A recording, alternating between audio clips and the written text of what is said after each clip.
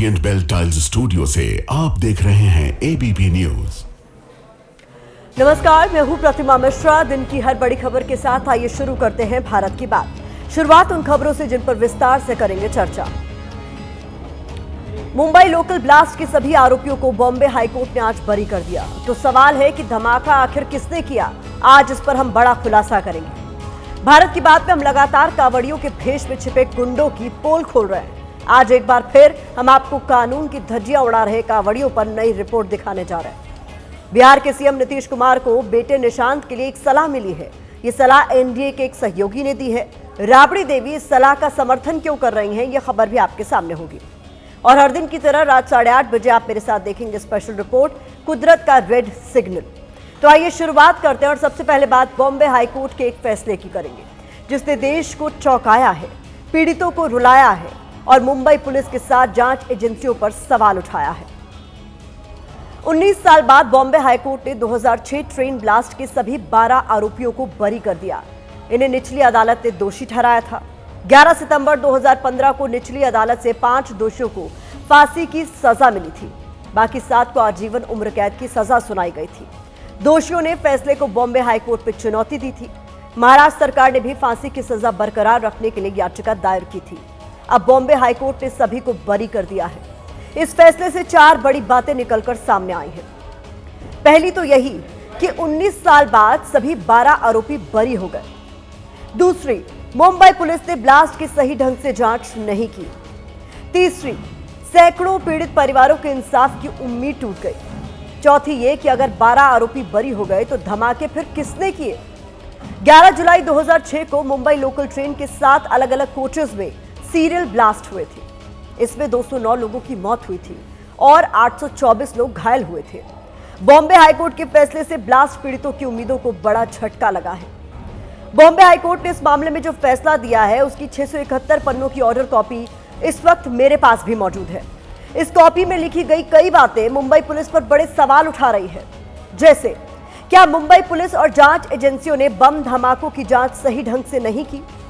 क्या सबूत इकट्ठा करने और गवाह पेश करने में पुलिस ने लापरवाही बरती? क्या मुंबई पुलिस ब्लास्ट से जुड़े सबूतों, गवाहों और चश्मदीदों के बयान की कड़ियां जोड़ने में नाकाम साबित हुई? सबसे बड़ा सवाल ये कि कोर्ट से बरी होने का मतलब है कि इन लोगों ने ब्लास्ट नहीं किया, तो फिर मुंबई को किसने दहलाया? हमने आपके लिए इस ऑर्डर कॉपी के कई अहम पन्नों को पढ़ा है। इसके आधार पर एक रिपोर्ट तैयार की है जो मुंबई पुलिस को सवालों के कटघरे में खड़ा करती है।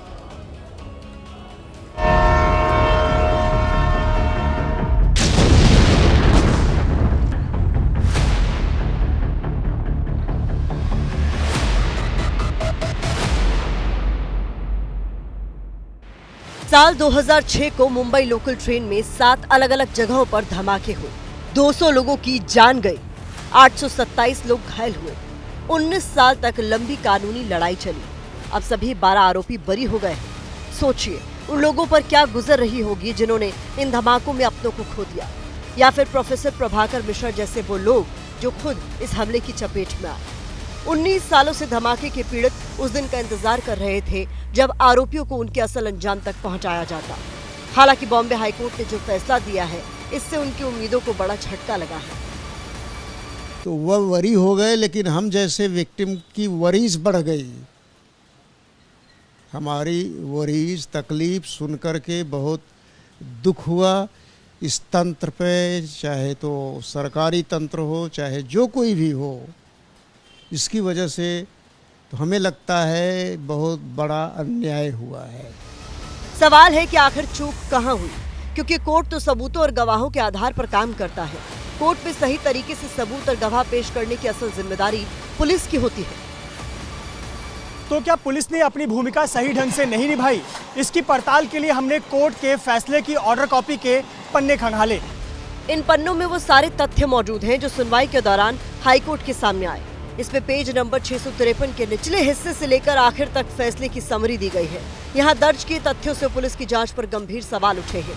जैसे, कोर्ट ने कहा है कि सबूत, गवाहों के बयान और आरोपियों से जो बरामद किया गया वे उन्हें दोषी ठहराने के लिए पर्याप्त नहीं है। ऑर्डर कॉपी के पेज नंबर 661 पर 1483वें पॉइंट के तहत इसकी जानकारी दी गई है। बम बनाने के लिए जो विस्फोटक इस्तेमाल हुए, सबूत के तौर पर उन्हें ठीक से नहीं रखा गया। पैकेट की सीलिंग भी खराब थी। पेज नंबर 658 से लेकर 659 तक कोर्ट ने इसके बारे में अपनी ऑब्जर्वेशन दी है। कोर्ट ने कहा है कि फॉरेंसिक जांच तक ले जाने के लिए सबूतों को सही ढंग से नहीं रखा गया।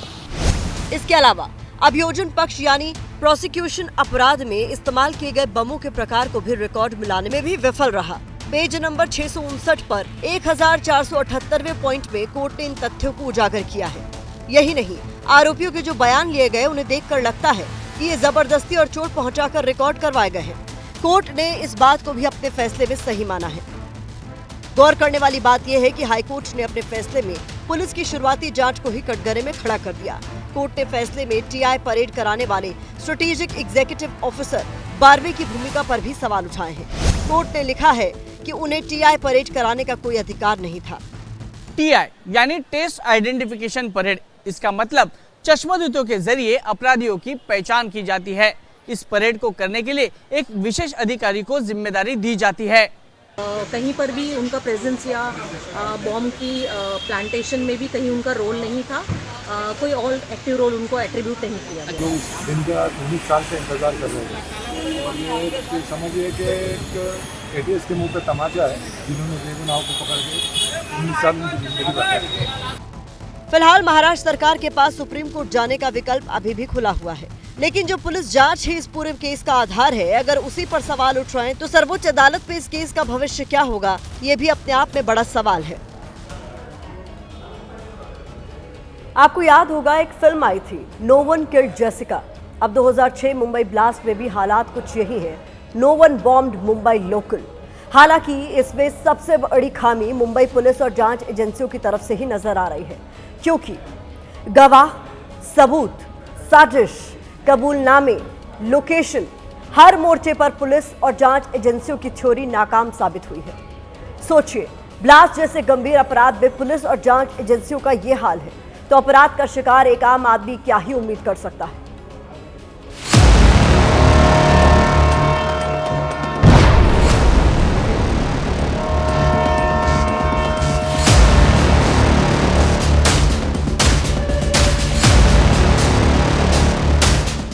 मुंबई की लाइफलाइन में 11 मिनट में 7 विस्फोट हुए।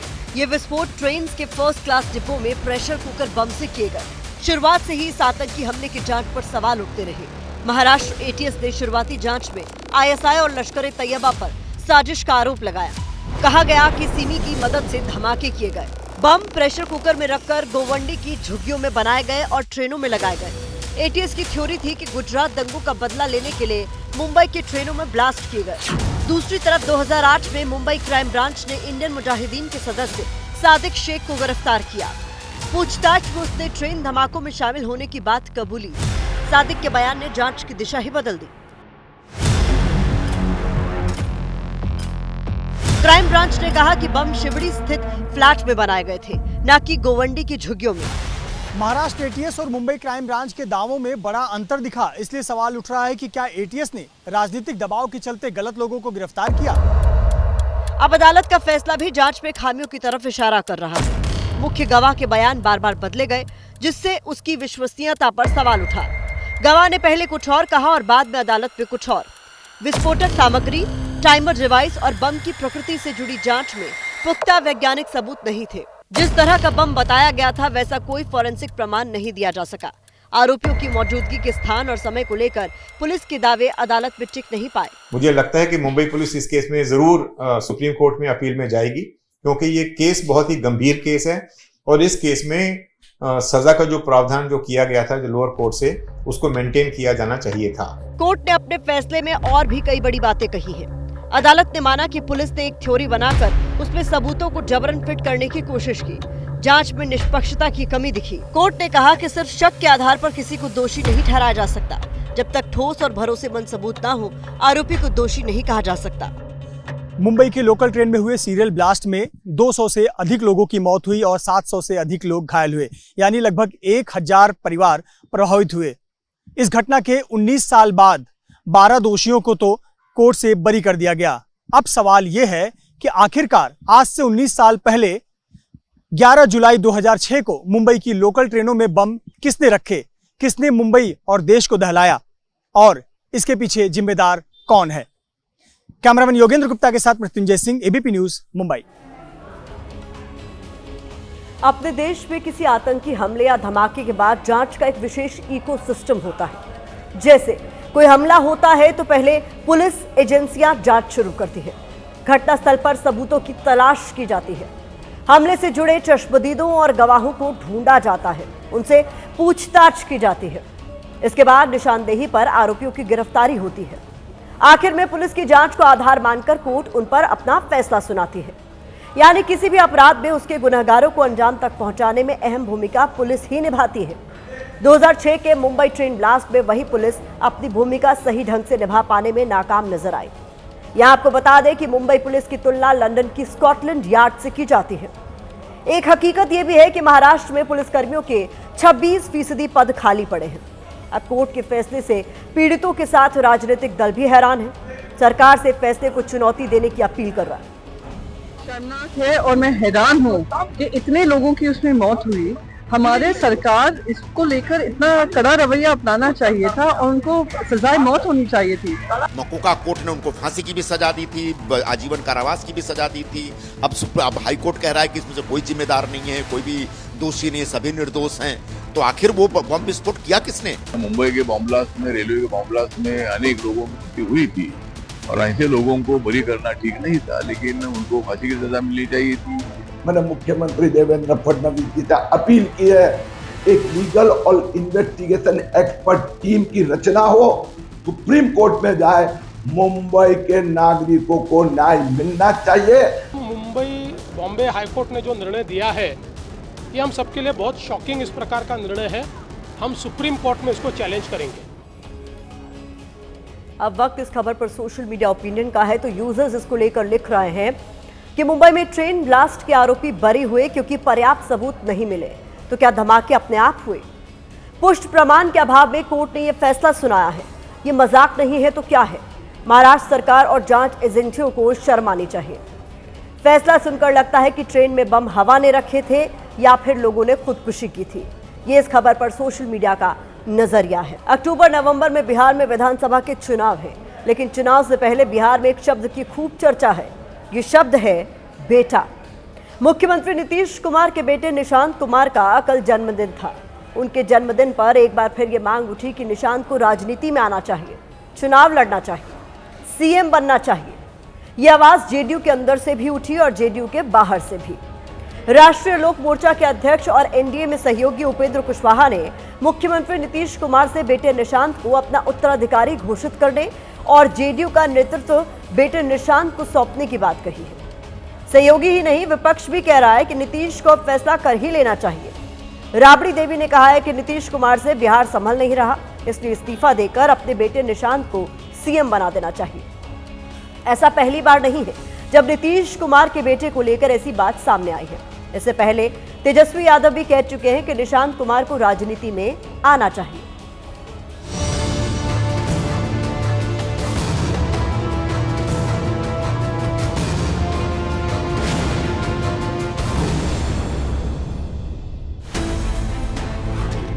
पोस्टर बोल तो नहीं सकता, लेकिन बता बहुत कुछ रहा है।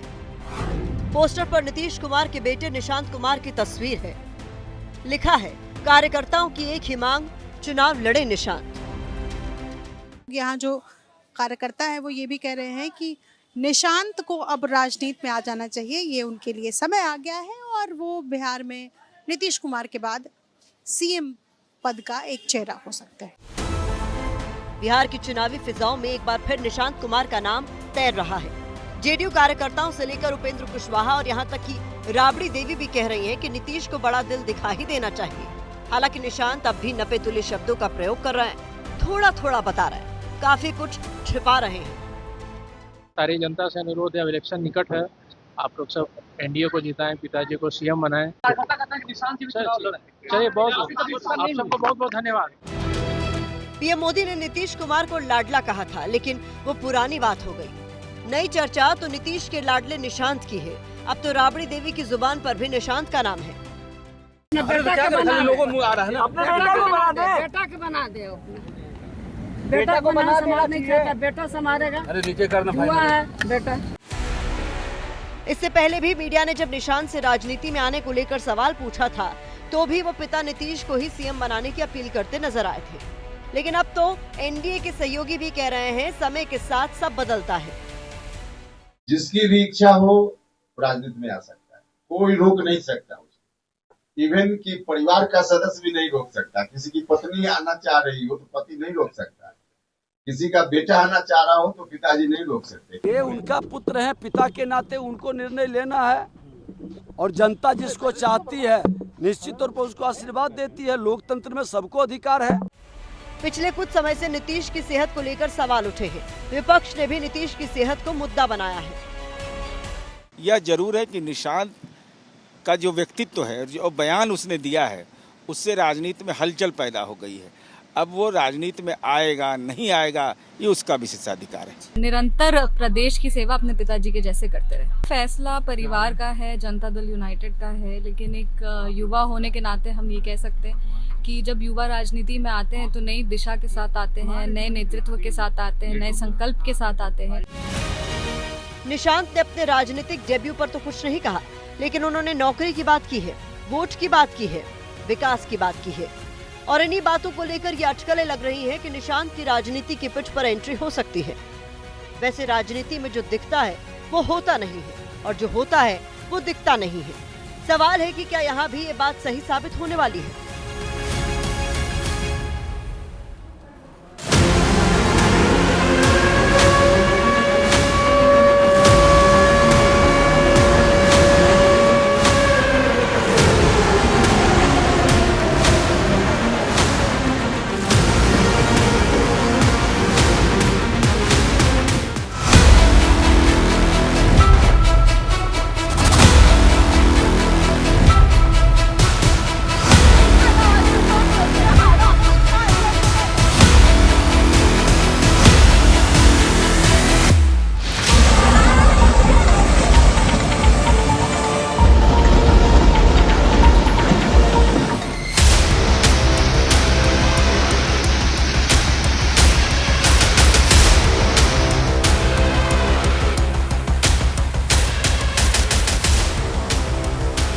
ये इसके ठीक पीछे आना सागर झील है और आना सागर झील ओवरफ्लो हो चुकी है और वो इस तरीके से सड़कों पर बह रहा है, गलियों में बह रहा है। लोगों के घरों, दुकानों और दफ्तरों में अभी भी कई फीट पानी जमा हुआ है।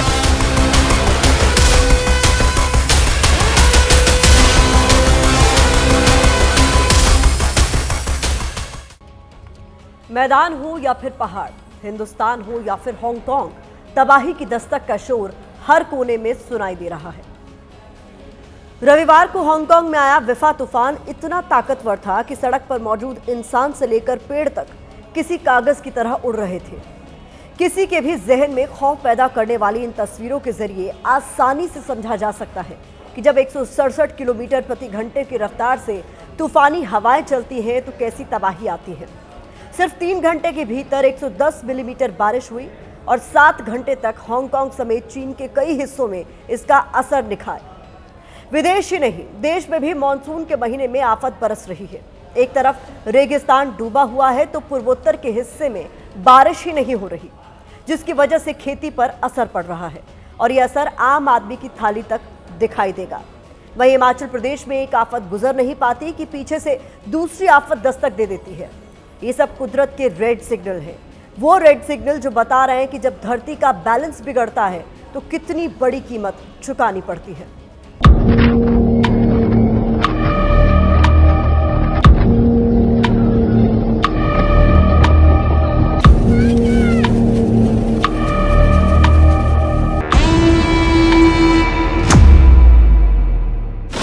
ये महज एक तस्वीर नहीं है, बल्कि हर रोज धरती पर हावी हो रहे खतरे की बस एक नजीर है।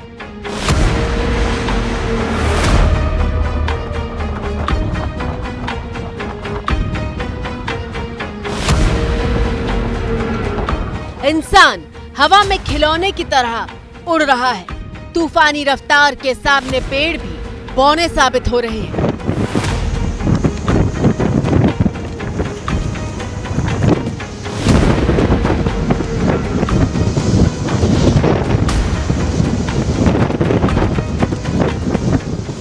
और ऐसा बिल्कुल मत सोचिएगा कि तूफान ने हांगकांग में दस्तक दी है तो खतरा हम पर नहीं है। हांगकांग की इस तस्वीर का हिसार से भी रिश्ता है और हिमाचल प्रदेश से भी।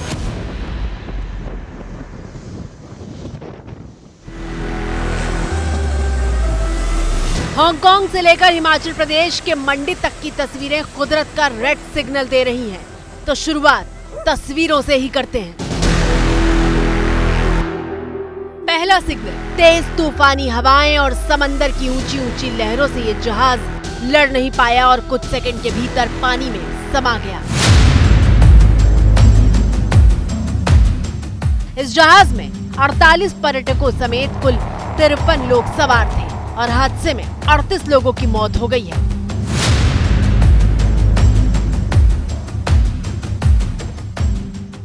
आपको बता दें कि वियतनाम में यह हादसा हांगकांग में आए विफात तूफान की वजह से हुआ, जबकि वियतनाम और हांगकांग के बीच सैकड़ों किलोमीटर का फासला है।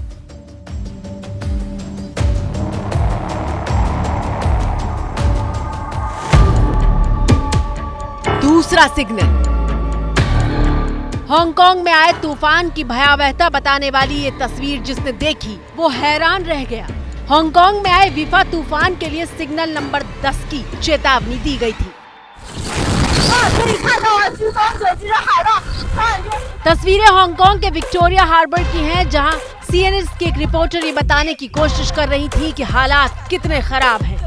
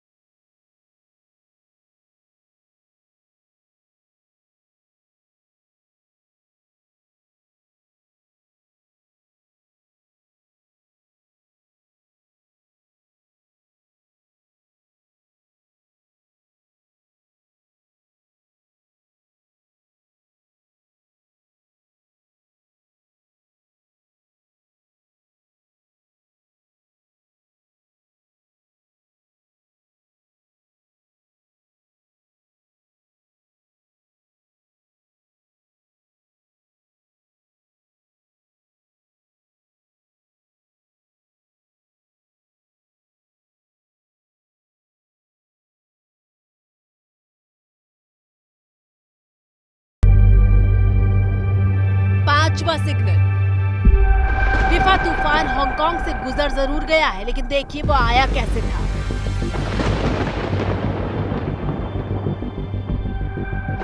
आसमान के रास्ते आती ये वो तबाही है जिसने कुछ घंटों के भीतर हांगकांग की तस्वीर बदल दी थी।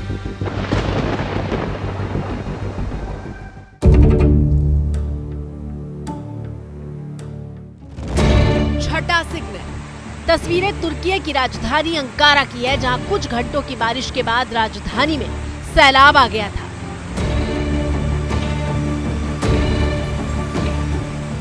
जरा देखिए कैसे बड़े बड़े आलीशान अपार्टमेंट्स के सामने गाड़ियां खिलौने की तरह बहती हुई दिखाई दे रही थी।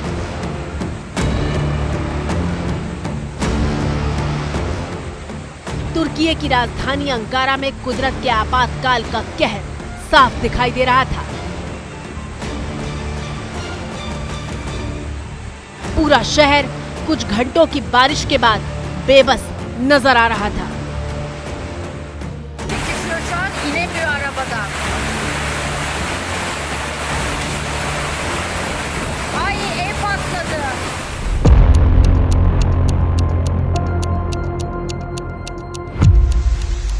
सातवां सिग्नल, सिर्फ देश का नाम बदलता, तबाही की गवाही नहीं बदलती। वरना बताइए, तुर्की से यमन की दूरी करीब 3000 किलोमीटर से भी ज्यादा है, लेकिन तबाही की तस्वीर बिल्कुल वैसी ही है। यहाँ भी पूरे शहर को सैलाब ने डुबो दिया था।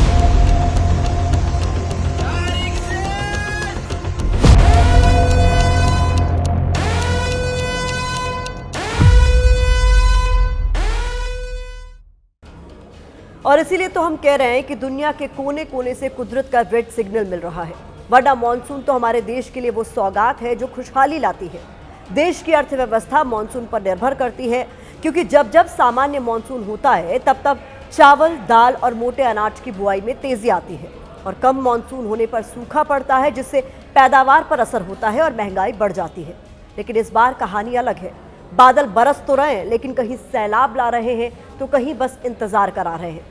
और पहाड़, वहां से तो लगातार बर्बादी की तस्वीरें आ रही हैं, जबकि नुकसान का आंकड़ा बढ़ता जा रहा है। चलिए सबसे पहले आपको रुद्रप्रयाग से आई बेहद खौफनाक तस्वीर दिखाते हैं।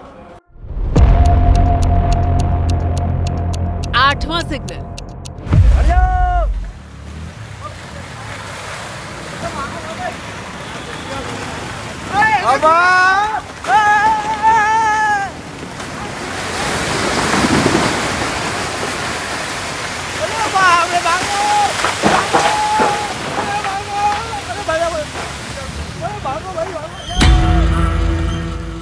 बिना किसी चेतावनी के पहाड़ दरकना शुरू होता है और फिर ऐसा दरकता है कि पीछे हटने तक का मौका नहीं देता।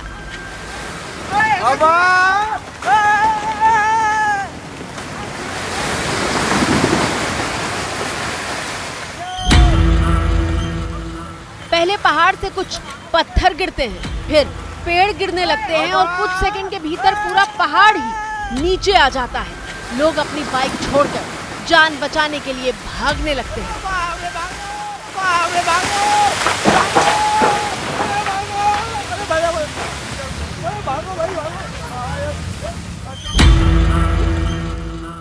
बद्रीनाथ हाईवे के पास ये पहाड़ टूटा है। राजमार्ग बंद होने से हजारों यात्री रास्ते में ही फंसे हुए हैं। 9वां सिग्नल।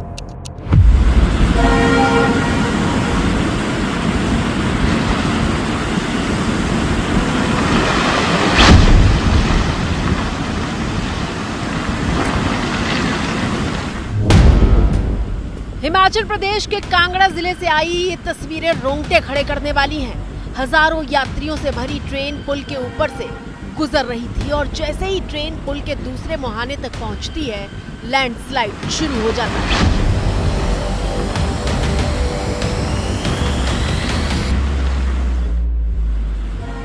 जरा सोचिए, लैंडस्लाइड थोड़ा और ऊपर से होता तो कितना बड़ा हादसा हो सकता था।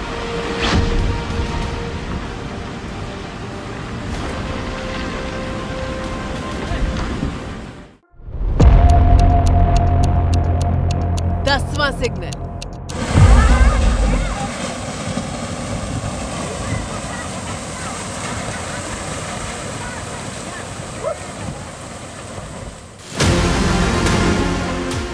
हिमाचल प्रदेश के कोने कोने से ऐसी ही तस्वीरें सामने आ रही हैं। 2 दिन की भारी बारिश के बाद पहाड़ दम तोड़ रहे हैं।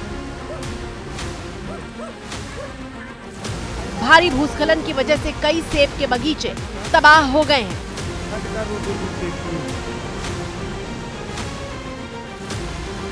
जिन पहाड़ी नालों में पानी की छोटी सी धारा दिखती थी, देखिए कैसे वो विकराल रूप ले चुके हैं।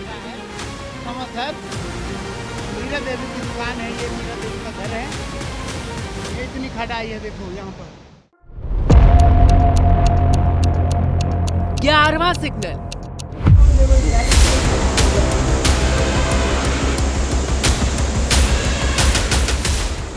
हिमाचल प्रदेश के मंडी में कुदरत का रेड सिग्नल देखिए, जहां नाले इस तरह से उफान पर हैं कि रास्ता पार करने के लिए जेसीबी मशीनों का सहारा लेना पड़ रहा है।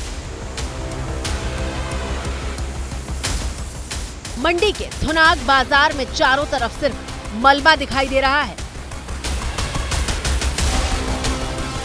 थुनाग इलाके में दशकों से रहने वाले लोगों ने भी कभी ऐसी तबाही नहीं देखी थी।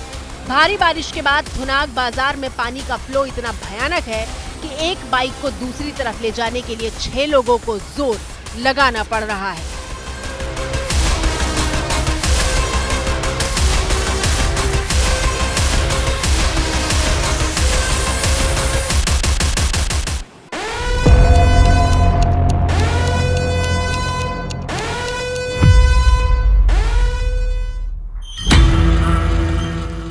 कुदरत के रेड सिग्नल के तौर पर ये 12वीं तस्वीर हिमाचल प्रदेश के मंडी से आई है, जहां सड़क पर सैलाब बह रहा है। पानी जो है घटने का नाम नहीं ले रहा है। सर जो है आप बाहर निकलिए, सारे बाहर निकलिए, धक्का लगाइए इसे, धक्का लगाओ, धक्का लगाओ, सारे लगाओ, धक्का लगाओ, गाड़ियां निकालने की कोशिश कीजिए, बाहर आ जाओ, बाहर जल्दी आइए। जो गाड़ी इन सड़कों से गुजरने की कोशिश कर रही है वो पानी की बंधक बन जा रही है। देखिए, पुलिस वैन भी पानी में इस तरह से धंसी है कि धक्का लगाने पर भी नहीं निकल रही। पानी जो है यहाँ पे बहुत ज्यादा बढ़ रहा है। ये देखिए बादल फटी है पीछे नाले में,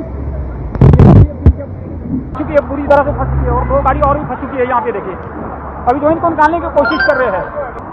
पीछे को ले लो, पीछे को ले लो, बस जो है निकल चुकी है, बस जो है निकल चुकी है। वहाँ मौजूद लोग आगाह कर रहे थे कि आगे मत आइए वरना गाड़ी फंस जाएगी। आगे तो पावर है, पीछे से जो लगाइए, पीछे से वहीं रोकिए, वहीं परे रोकिए। 14वां सिग्नल।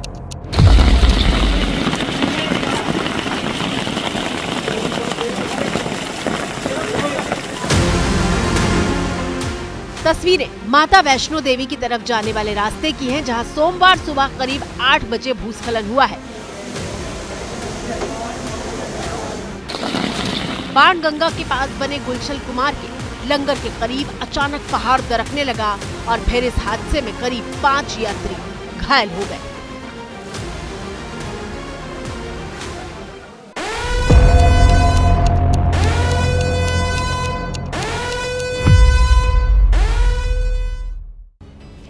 कुदरत का रेड सिग्नल देती तस्वीरें तो आपने देख ली, लेकिन अब बारी मॉनसून के बदलते पैटर्न पर बात करने की है। पहले मॉनसून आता था तो सबसे पहले पूर्वोत्तर के इलाके बाढ़ में डूबते थे। बिहार बारिश से सराबोर हो जाया करता था, जबकि राजस्थान में सबसे देर से मॉनसून पहुंचता था। लेकिन अब ऐसा नहीं हो रहा। पिछले कुछ सालों से लगातार रेगिस्तान डूब रहा है। आंकड़े बता रहे हैं कि राजस्थान के हर जिले में सामान्य से बहुत ज्यादा बारिश हो चुकी है और ये अच्छे संकेत नहीं है।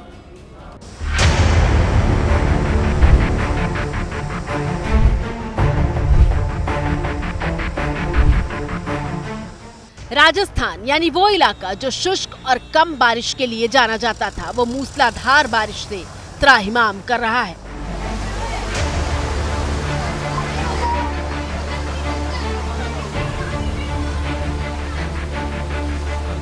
राजस्थान में इस बार सामान्य से 121% ज्यादा बारिश हो चुकी है।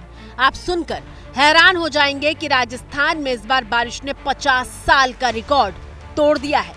अजमेर की तस्वीर देखिए, जहां आना झील के ओवरफ्लो होने के बाद घर, दुकान, सड़क सब कुछ डूब गया। इस वक्त हम मौजूद हैं अजमेर शहर के बजरंगगढ़ चौराहे के पास, जहां आप किस तरीके से जो झील का पानी है वो सड़कों पर बह रहा है। कई फीट तक पानी भरा हुआ है। ये इसके ठीक पीछे आना सागर झील है और आना सागर झील ओवरफ्लो हो चुकी है। कितनी रफ्तार से झील का पानी निकल रहा है और वो इस तरीके से इस रास्ते होते हुए जो है ये सड़कों पर बह रहा है, गलियों में बह रहा है। लोगों के घरों, दुकानों और दफ्तरों में अभी भी कई फीट पानी जमा हुआ है। अजमेर के ब्रह्मपुरी की तस्वीर देखिए, यहाँ सड़कें स्विमिंग पूल बन गई हैं और बर्बादी लोगों के घर के भीतर तक घुस चुकी है। हमारे ठीक सामने एक कार और एसी के रिपेयरिंग और वर्कशॉप सेंटर है। उस वर्कशॉप सेंटर का क्या हाल है ये आपको हम तस्वीरों के जरिए दिखाने की कोशिश करते हैं। यहाँ पर 1 से 1.5 फीट तक पानी भरा हुआ है और इसके बाद आप ये देखिए कि ये इनका रिसेप्शन एरिया था और रिसेप्शन एरिया पूरी तरीके से पानी में डूबा हुआ है। और अंदर जो है ये जो कमरा है, जो ऑफिस है, देखिए किस तरीके से ये बाढ़ के पानी में लबालब है। हमारे को रहते हुए आज 60 साल हो गए इस घर के अंदर, लेकिन कभी इतना पानी तो कभी जब बाढ़ आई थी जब भी इतना पानी नहीं रुका था। हमारे बहुत दिक्कत हो रही है, दूध नहीं आ रही है, सब्जी नहीं आ रही है, बच्चों को परेशानी हो रही है, मक्खी मच्छर से परेशान हो रहे हैं हम, और इससे हमारे को बीमारी का खतरा पैदा हो गया है। अजमेर शहर का वैशाली नगर पॉश इलाके में आता है। यहाँ महंगे अपार्टमेंट बनाए गए हैं, लेकिन आज सब कुछ बाढ़ की चपेट में है। 5 दिनों से लोग घरों में कैद हैं और उन घरों के अंदर भी बारिश का गंदा पानी घुस चुका है।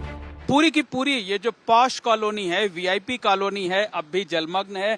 जिधर भी आपकी नजर जाएगी इसी तरीके से आपको चारों तरफ पानी भरा हुआ मिलेगा। लोग घरों में कैद रहने को मजबूर हैं। लोगों के सामने खाने पीने की दिक्कत हो रही है, लोगों के सामने पीने के पानी की दिक्कत हो रही है। इस वजह से इस वक्त जो है वो पीने के पानी को जो है वो पहुंचाया जा रहा है इस टैंकर के जरिए। हम इसी टैंकर पर मौजूद हैं। पानी लेना भी कितना जद्दोजहद का काम है, ये हम आपको तस्वीरों के जरिए दिखा रहे हैं। देखिए, ये एक सज्जन है, ये यहाँ पर ये जो पीड़ित परिवार है उसके घर से बाल्टी लेकर के आए हुए हैं कि यहाँ पर ये बटन है, तेज रफ्तार में जो पानी है वो इस बाल्टी में भरा जा रहा है ताकि लोगों को पीने का साफ पानी मिल सके, और इस तरीके से लोगों को पीने का पानी दिया जा रहा है। और डूबते रेगिस्तान की सबसे भयानक तस्वीर है ये, जहां बाढ़ से शमशान भी त्राहिमाम कर रहा है। तस्वीरें राजसमंद की हैं, जहां कमर तक पानी के बीच लोग शमशान भूमि की तरफ आगे बढ़ रहे हैं, तो कुछ लोग अंतिम संस्कार के लिए लकड़ियां अपने कंधों पर ढोते हुए आगे जा रहे हैं। अभी तो सिर्फ आधा जुलाई बीता है और मानसून से मची तबाही ने देश को डरा दिया है। हिमाचल प्रदेश में मानसून के 1 महीने में 127 लोगों की मौत हो चुकी है, जबकि 200 से ज्यादा लोग घायल हैं। अकेले हिमाचल को 1200 करोड़ से ज्यादा का नुकसान हो चुका है।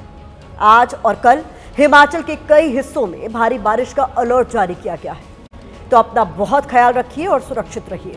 भारत की बात में फिलहाल मुझे दीजिए इजाजत। कल रात 8 बजे आप सभी से फिर होगी मुलाकात।